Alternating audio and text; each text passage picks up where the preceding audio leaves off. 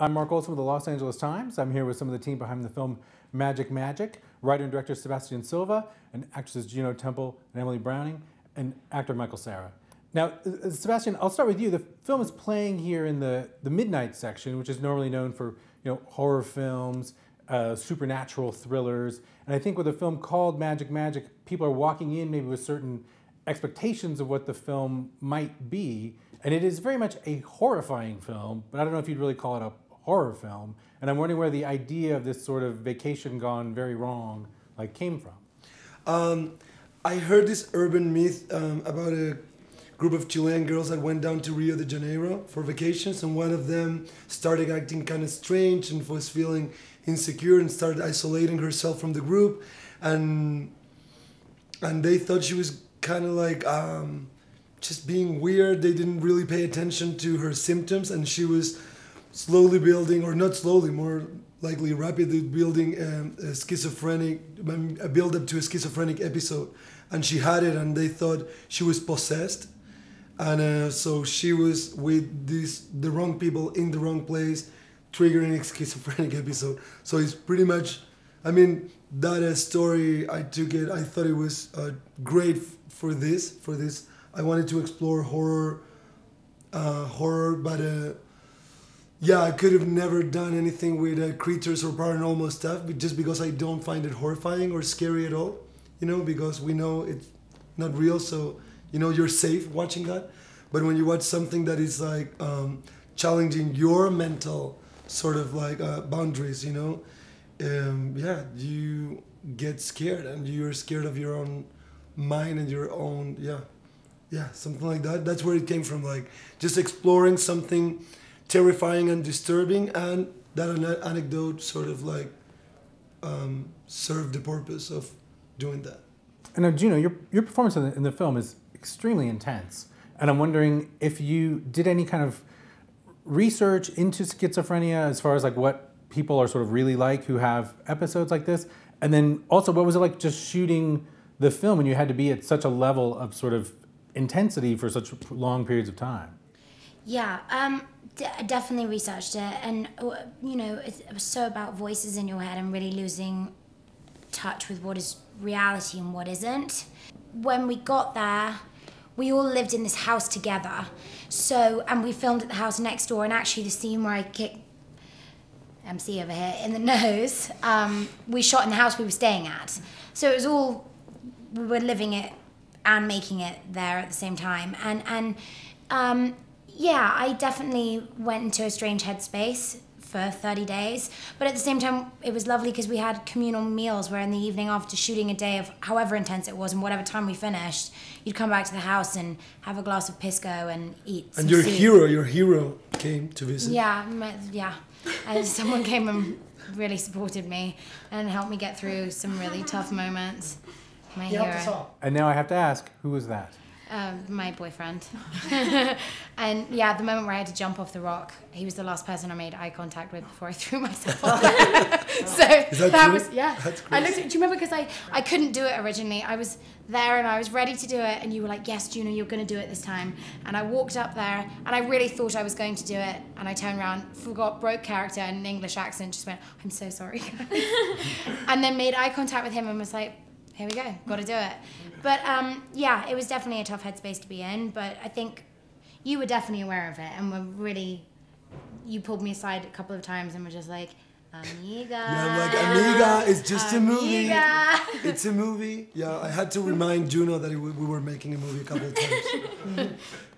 And now, Emily, for you, your character, it's interesting, you sort of have a trauma of your own in the film, which in many ways turns out to be sort of a red herring or almost a distraction of sorts to the audience. And I'm wondering how you sort of dealt with that it's interesting how it seems in some ways at the beginning of the film that it's maybe going to be your character's story, and then the story kind of hands off to Juno's character in a little bit. And what was that like for you? How did you sort of deal with that? For me, it was kind of what made it feel legitimate for me that the character was kind of ignoring her. I feel like if I hadn't have had that thing to be dealing with, the character would have kind of just been completely awful. And I think she's pretty awful anyway, because really, she's got her cousin here who she should be taking care of, and she's kind of doing it really half-heartedly and rolling her eyes behind her back, and is kind of not a very great friend. I love how you're not listening, like Never, yeah.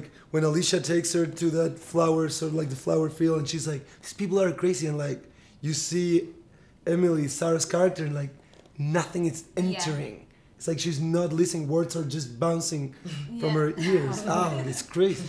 Yeah, I think that, you know, having the character have a pregnancy terminated or whatever it was that happened maybe gives you some kind of understanding of why she's ignoring her, but at the same time, I think, I don't know, what I like about this film is that all of the characters are a little bit awful, like they're kind of not particularly likable, and I think that's really cool, because I think so many times people are really concerned with playing like lovable characters and is the audience going to love me, and I just don't give a shit about that. I think you should worry about playing interesting characters that are real people, and a lot of the time people are awful. Yeah, so, for most of the time. Most of the time, exactly. And now, Michael, you play a particularly sort of lovably unlikable character in the film. I mean, it really is like a genuinely original character in a story. I don't know that I've ever seen someone quite like your character of Brink. He's like a little bit fey, a little bit mean, sort of self-centered, maybe nice in some sort of a way. And I'm wondering, it was interesting at the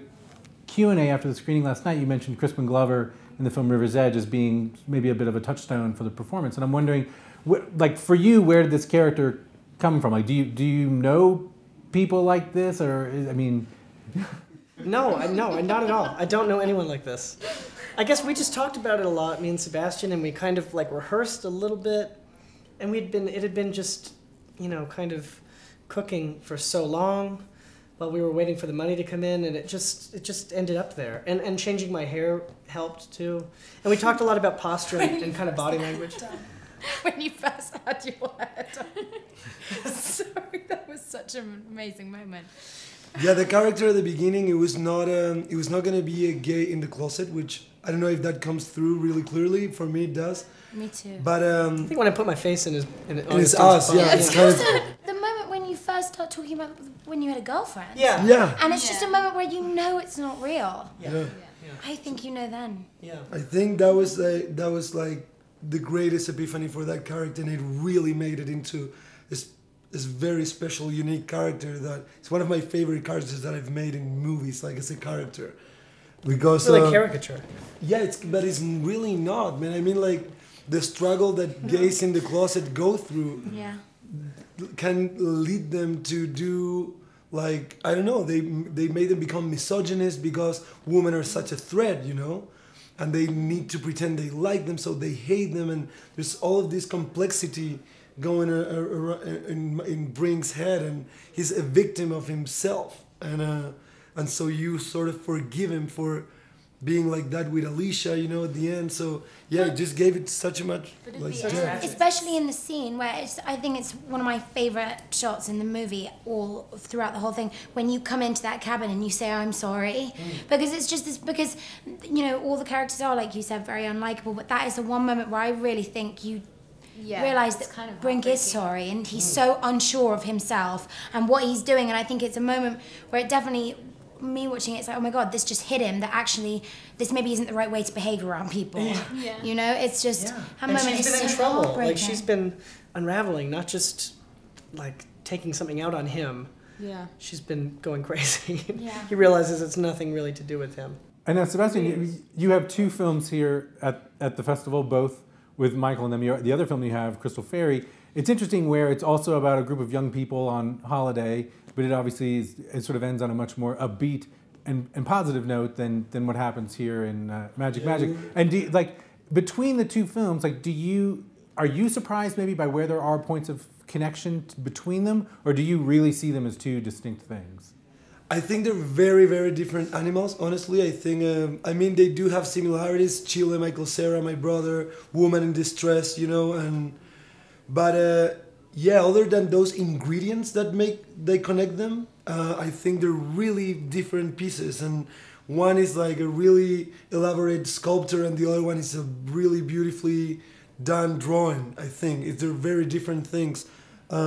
And also the way they make you feel. Like, honestly, one is like an uplifting, light, spontaneous road trip about compassion and friendship, and the other one is like a thick, disturbing movie about selfishness and schizophrenia. So I think, yeah, one is like the feel-good movie of the year, the other one is the feel-bad movie of the year. But Michael, do you think you realized that, like, as you were making them, or is that only maybe becoming more clear to you as you've had a chance to, like, see them as finished films? No, I wasn't really thinking about similarities between them, because we made them separately and they were each their own focus, and they are so related, though, to me. I mean, Crystal Fairy happened because we were trying to get Magic made, and it was sort of a reaction to this frustration that we had of not being able to get it financed. And yeah, so to me they're really, really tied together, but they're completely different. I had to make sure that Places. yeah, I mean, like, everything North is and like, south. one is the desert, the other one's the Patagonia. It's like they're really opposites, and I had to be really aware that they were actually very different movies, because I could not screw my producers from Magic and make a similar movie right before.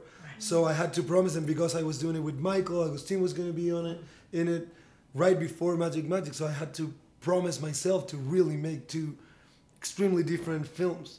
So we started with Michael's hair. It was really important that he was not going to speak Spanish in Crystal Fairy, nothing at all.